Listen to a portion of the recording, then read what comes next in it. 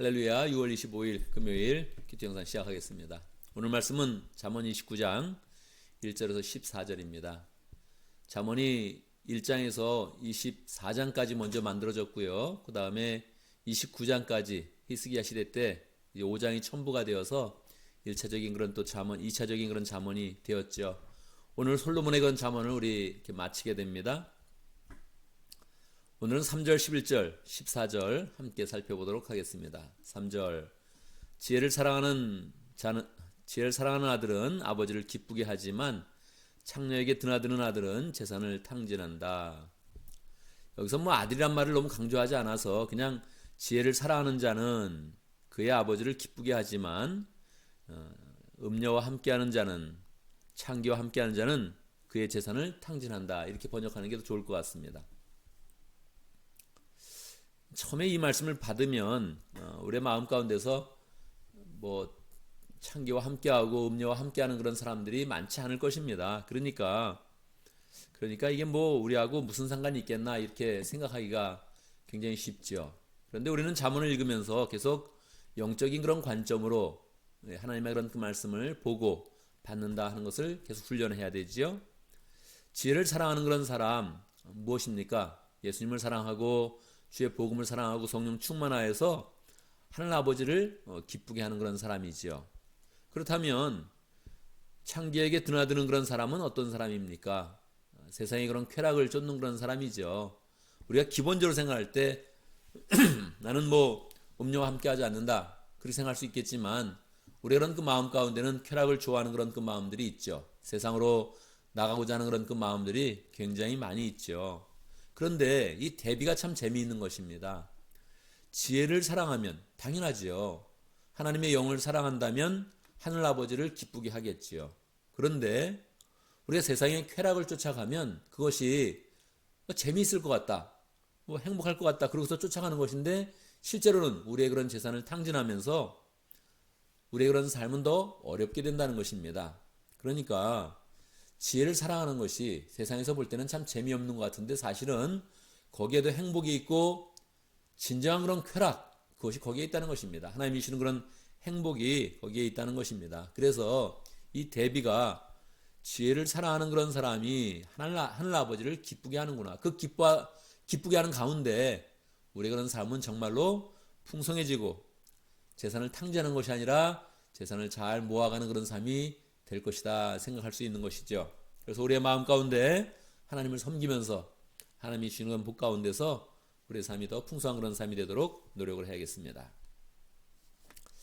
11절 보겠습니다. 미련한 사람은 화를 있는 대로 다 내지만 지혜로운 사람은 화가 나도 참는다. 여러분은 어떻게 생각합니까? 여러분 화를 잘 내는 그런 사람입니까? 아니면 화를 잘 참는 그런 사람입니까? 한국 사람들은 이제 기본적으로 화를 좀 내도 된다 이제 그렇게 생각을 합니다. 그래서 영화 같은 데 보면은 갑자기 이렇게 반말하는 경우가 나오죠. 정치인을 향해서 당신 말이야, 당신 뭐야, 그런 거 있잖아요. 대통령, 전직 대통령에서 당신은 살인마야, 이런 거 이렇게 여러 번 반복해서 나오잖아요. 영화 보면 꼭 사장을 향해서도 술 취해가지고 욱해가지고 당신들 말이야 막 이렇게 하고서 그 다음날 와서 이제 죄송합니다 이렇게 하는 게 많이 나오죠. 그런 게. 그래서 한국 사람들은 이제 좀 화를 내는 편이에요. 근데 이제 보통 이렇게 백인들은 좀 화를 안 내는 편이죠. 내는 사람도 많이 있는데 기본적인 문화가 조금 감정을 절제하는 그런 그 문화지요. 왜 여기서 화를 참으라고 이렇게 이야기했을까요? 왜 지혜로운 사람은 화를 참는다고 이렇게 이야기를 했을까요? 이것은 화를 낸다 안 낸다를 중요하게 보는 것이 아니라 우리가 이제 화가 확 날 때 그때 사탄이 우리를 격동시켜서 사탄의 도구가 되는 경우가 많습니다. 이걸 조심하라는 거예요. 그러니까 사람은 화가 이렇게 확 나지 않으면 특별히 우리 하나님 믿는 그런 사람은 사탄의 조종을 받지 않습니다. 우리는 그냥 예수의 이름으로 보호를 받는 거예요. 그런데 이 화가 딱 났을 때 이 감정이 격동되면 그때 사탄이 우리를 사용하기가 너무 좋습니다. 그래서 화를 참는 법을 잘 배우라는 거예요. 화를 안 내는 게 지혜롭다는 거예요. 왜? 우리가 사태 조정을 안 받으니까. 우리는 성령의 늘 인도하심을 받다가 이렇게 화를 내는 순간에 그 절제력을 잊어버릴 때 그때 사탄이 우리한테 와서 역사를 합니다. 그래서 조심하라는 거예요. 그래서 화를 낼 때 보면 그때 인간관계 깨지는 겁니다. 화를 낼 때 보면 그때 우리가 실수가 있는 거예요. 우리는 웬만하면 실수 안 해요. 삶 가운데. 그러니까 이 화를 내는 거 좀 조심을 해라 그러는 것이죠. 사실 우리가 그런 삶 가운데 이제 감정이라는 거를 잘 이제 사용해야 되는데 여러분 감정이 없는 사람과 대화하면 어때요? 기분이 이 굉장히 막막하잖아요. 그러니까 감정이 이렇게 풍성해야 됩니다. 이 감정이라는 것을 통해서 우리는 행복을 느끼고 또 감동을 하기도 하고 이 만족을 느낀단 말이에요. 그런데 대부분 세상에서는 이 감정을 풀어주는 것을 어떻게 풀어주냐면 술과 노래와 춤으로 이렇게 이제 풀어주는 거예요. 술을 마시자. 그래서 이제 보통 세상 사람들은 얘기를 할 때 우리 같이 한번 대화할까? 이렇게 안 하잖아요. 세상 사람들은 얘기할 때 우리 술 한 번 마십시다. 그렇게 얘기하는 거죠. 술 한 번 마시자. 나 술 안 마셔요. 그렇게 하는데 그게 왜 싫어하냐면 술을 안 마신다는 왜 싫어하냐면 나는 당신하고 감정을 풀어놓지 않겠습니다. 그런 뜻이에요. 그러니까 세상 사람들은 술 안 마신다면 진짜 싫어합니다. 야, 저 사람하고는 상대하지 말아야 돼. 근데 금방 왕따시키죠. 그러니까 이 세상의 그런 형태거든요. 이 세상은 감정을 자꾸 풀어주는 거를 좋아한단 말이에요. 어떻게 풀어주냐면 술과 노래와 춤으로 이제 풀어줘요. 그럼 우리는 그걸 안 한단 말이에요. 안 하면 어떻게? 우리는 화도 안 내고 감정도 뭐 동요받지 않고 뭐 그렇게 막 사나요? 아닙니다. 우리는 성령의 감동을 받는 거예요. 거기에서 우리는 감정을 느끼는 거예요. 우리는 성령의 충만함을 통해서 거기에서 간증을 하고 찬양을 하고 교제하고 그때 우리는 막 느끼는 거죠. 저도 어제 삶 공부하면서 막 눈물이 났어요. 실제로 그냥 눈물이 났어요. 마음 가운데 이렇게 얘기만 조용히 듣고 있었는데 그 마음 가운데 눈물이 났단 말이에요. 왜 그래요? 성령의 은혜 가운데서 느끼는 감정이 있었던 거죠. 그러니까 말입니다. 우리는 이 감정이라는 것을 어떻게 느껴야 되냐면 성령의 지배를 받아서 더 풍성한 쪽으로. 그래서 우리는 거기서 행복을 느끼고 만족을 느끼면서 하나님의 풍성함을 경험하는 것입니다. 이걸 놓치면 세상으로 가게 되고 세상으로 가다가 또 우리는 놓치게 되면 더 화를 내면서 결국 일을 그르치는 그런 삶을 사는 거예요. 그러니까 하나님은 우리에게 이 화를 내는 건 조심해라. 그리고 감정을 풀 때도 세상의 방식으로 가지 말고 항상 성령의 방식으로 가서 거기서 예수님의 그런 보호하심을 입고 성령의 인도하심을 받는 가운데 풍성하게 우리의 인생을 정말 복되게 만들고 우리의 인생을 아름답게 만들어서 하나님께 영광 돌리면서 우리의 그런 인생에 참 행복과 만족이 있는 그런 인생이 되라. 그렇게 우리에게 가르쳐주고 있는 것입니다. 14절 보겠습니다. 왕이 가난한 사람을 정직하게 재판하면 그의 왕위는 길이길이 견고할 것이다. 어떻습니까? 공감이 됩니까? 요즘에 뭐 왕도 없는데 뭐 여러분 요즘에 왕손이라 그러면 여러분 어떻게 보여집니까? 아직도 뭐 영국 왕손은 뭐 재산도 많이 받고요. 아직도 명예가 있어요. 언론에서도 아직도 굉장히 큰 관심을 갖죠. 한국 사람들은 이제 왕손이 없죠. 마지막 그 뭐 고조 황제 때 이렇게 왕손들을 일본 사람들이 다 이제 뭐 적통도 없지만 거기에 뭐 나머지 사람들을 다 일본 사람들하고 결혼시켜 가지고 그렇게 이제 뭐 그 삶들을 그냥 완전히 파괴해 버렸죠. 그래서 우리 이제 왕손이 없어요. 우리 느낌이 이제 왕 그러면 느낌이 별로 없는데 여러분 이렇게 해서 이제 말씀을 이게 나에 대한 게 아니네 이렇게 보면 너무 재미가 없잖아요. 왕이 가난한 사람을 정직하게 재판하면 항상 성경은 누구에 대해서 이야기합니까? 성경은 나에 대해서 이야기하고 우리에 대해서 이야기하고 예수님으로 우리를 인도하는 거죠.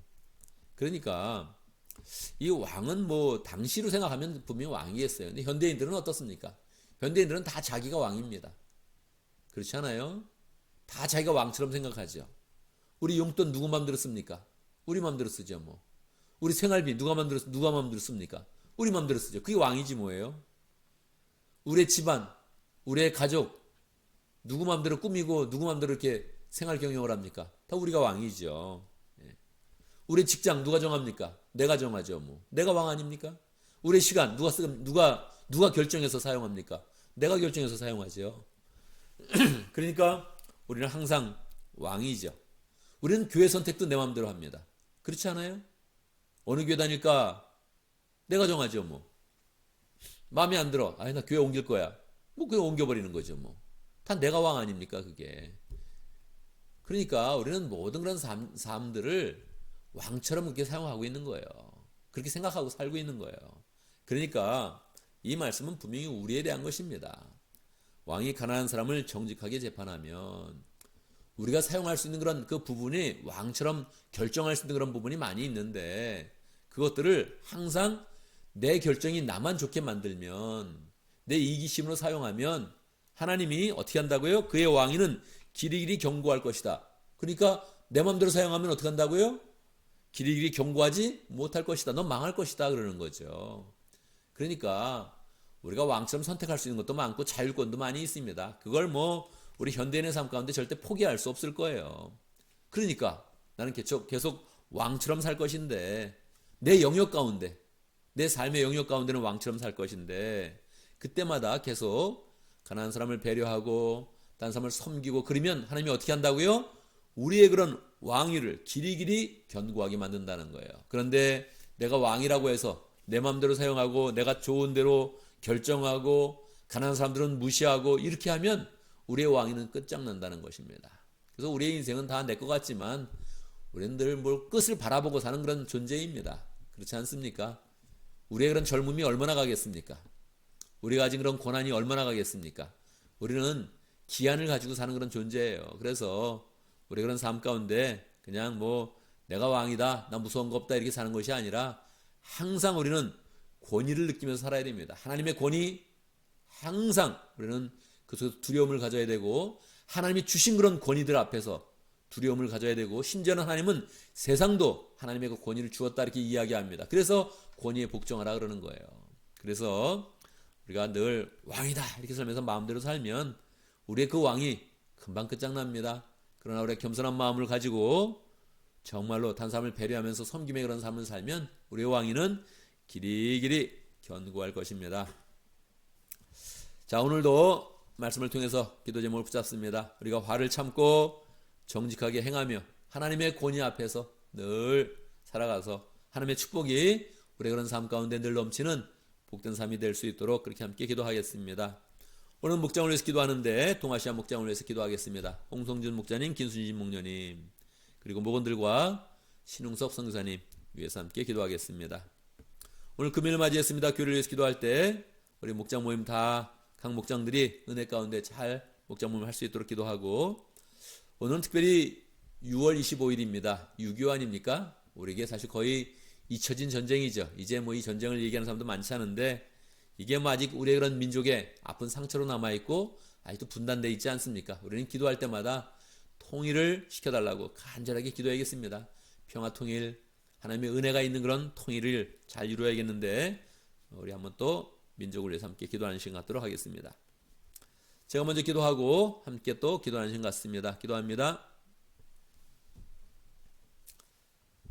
하나님 아버지, 우리의 그런 인생에 감정을 주시고 행복감도 느끼게 하시고 만족함을 누리면서 잘 살아갈 수 있는 길을 열어주시니 감사합니다. 늘 성령의 인도함을 받아서 성령이 주시는 걸 감동과 감격이 있게 하시고 늘 다른 사람의 이야기를 들으면서도 눈물을 흘리고 함께 공감하고 함께 세워주는 복된 삶을 잘 살아갈 수 있도록 인도하여 주옵소서. 우리 민족은 화가 많은 민족입니다. 화를 내는 그런 민족인데 하나님 아버지 불쌍히 여겨주시고 우리의 마음 가운데서도 화를 내는 그런 삶을 잘 정리할 수 있도록 인도하시고 하나님이 원하시는 감정의 풍성함을 잘 누릴 수 있도록 인도하여 주옵소서. 오늘 금요일 맞이했습니다. 하나님 목장마다 축복하여 주시고 모든 일을 잘 마치고 목장으로 모일 때에 은혜가 풍성한 목장 모임, 가정교회 모임 될 수 있도록 인도하여 주옵소서. 특별히 동아시아 목장을 위해서 기도합니다. 홍성준 목자님, 김수진 목녀님 하나님 아버지 목자가 되어서 또 목녀가 되어서 열심으로 주님의 마음으로 또 목장을 세우고 목원들을 사랑하는 그런 삶을 살고 있는데 축복하여 주시고 늘 그 삶 가운데 은혜가 넘치고 열매가 넘치도록 역사하여 주옵소서. 목원들도 모일 때마다 은혜받게 하시고 변화받게 하시고 주님의 제자로 잘 세워갈 수 있도록 역사하여 주옵소서. 신홍석 선교사님 축복하여 주시고 하나님 아버지 동아시아 지역에서 열정으로 사역할 때마다 은혜를 주시고 능력 가운데 함께하여 주옵소서.